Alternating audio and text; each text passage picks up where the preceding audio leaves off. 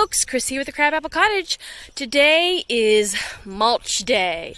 So I got a huge delivery of 15 cubic yards of mulch.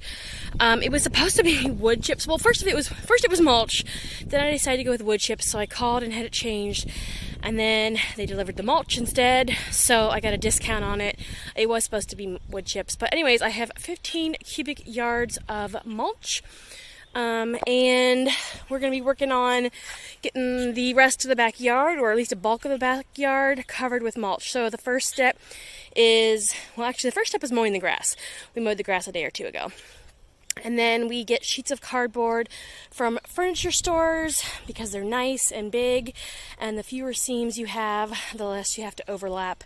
So we, this is as much cardboard as fits in my car. I need to go get more. Another load. Today is Tuesday, and they actually empty their cardboard dumpsters on Tuesday.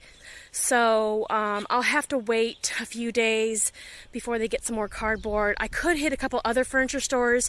I like this furniture store in particular because they just put all of their cardboard in a dumpster, and they told me I could go and get as much as I want whenever I want. So I don't have to bother them, which is nice. I just pull my car up and load it. So I might check some of the other furniture stores because you can see, obviously, I have a lot more area that I need to cover. In fact, let me pull back a little bit here and show you what we got going on. So this is the alley, and I'm coming up all the way to the alley.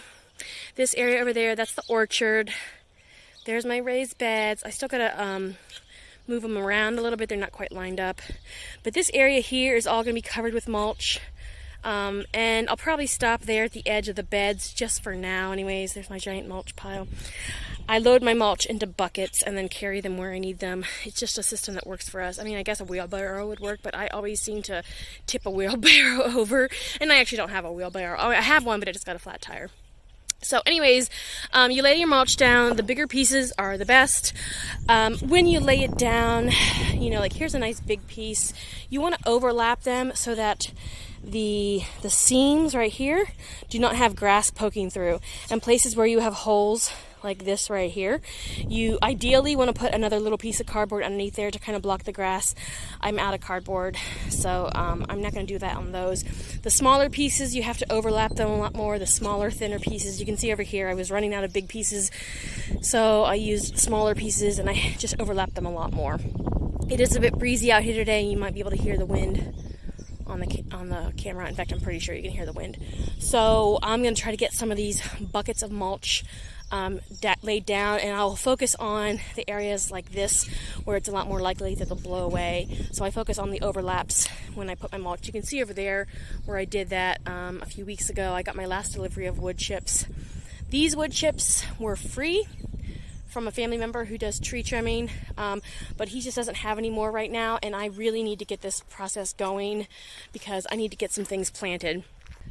So when you're laying down your cardboard, you want to make sure that you take off as much of the tape and the labels, the plastic labels, as you can. And sometimes they'll have the big staples in them too. You want to remove the staples. Now, sometimes I get kind of tired of the whole process, and I'm just like, oh, screw it, that's fine, and just lay them down as is. But I do try to remove most of the tape. I'm sure there's still pieces of tape on there because I just kind of got tired of pulling off tape. But I do try to do that as much as I can. So the plan is, this area here, I'm going to put in 3 rows of berry canes. I'm actually going to move. I have berry canes in front of my beds back there, between the perennial garden and the raised beds, and I'm going to move them because they just sprawl too much, and I need to put a trellis in. So I will be, after I spread mulch here, I will be transferring my berry canes to this area. I will have 6 different types of berry canes here. A thornless blackberry, a boysenberry, a red raspberry, a yellow raspberry, I think it's fall gold, dewberry, and then a 6th one which I haven't determined yet. So those will be going in here. And then this area right here, where it's got the cardboard, I probably won't plant anything right now. Ideally, I'd like to put a greenhouse in that area. And since I'm quickly running out of room in my backyard for large structures like greenhouses, the plan is to put a greenhouse there. So over here in that area underneath the crabapple tree, which is getting ready to bloom, that'll be fun. Underneath the crabapple tree is where I will be putting my chicken coop and my large chicken run. I'll be using that playhouse. You can see it there. That old playhouse, it's like 30-year-old playhouse, as the frame for my chicken coop, and then we'll use some plywood and make it into a chicken coop, and that'll be moved over here underneath the crabapple tree. And then I'm gonna have a big run that I'm gonna like a kit that I can buy and install the run. So I got a lot of work to do today. Obviously, I'm not going to get all this mulch spread.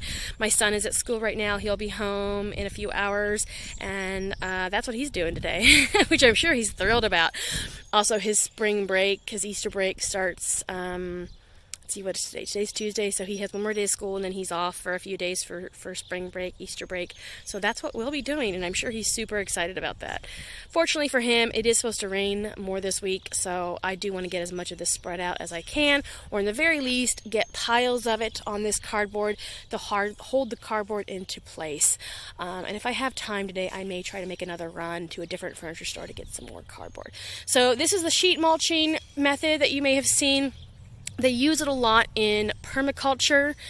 They use it a lot. Well, it's really, really great when you want to start new beds because it's a good way to kill off the grass without having to try to physically remove all of the sod. I have done that, removed all the sod before by hand, and I threw my back out doing just a tiny little portion.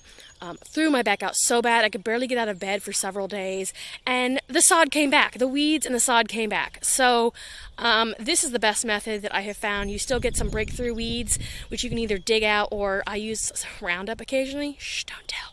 But some things like prickly thistles and stuff like that just keep coming back. So I do pull out the big guns sometimes for patches of those. But as you can see, that mulch is only a year old, I guess, but it's done pretty good as far as keeping, killing most of the grass. It's just the persistent weeds that come back. So that's my project today, guys. It's a beautiful sunny spring day, and I'm super excited to get out here and get some work done so that I can get some more planting done.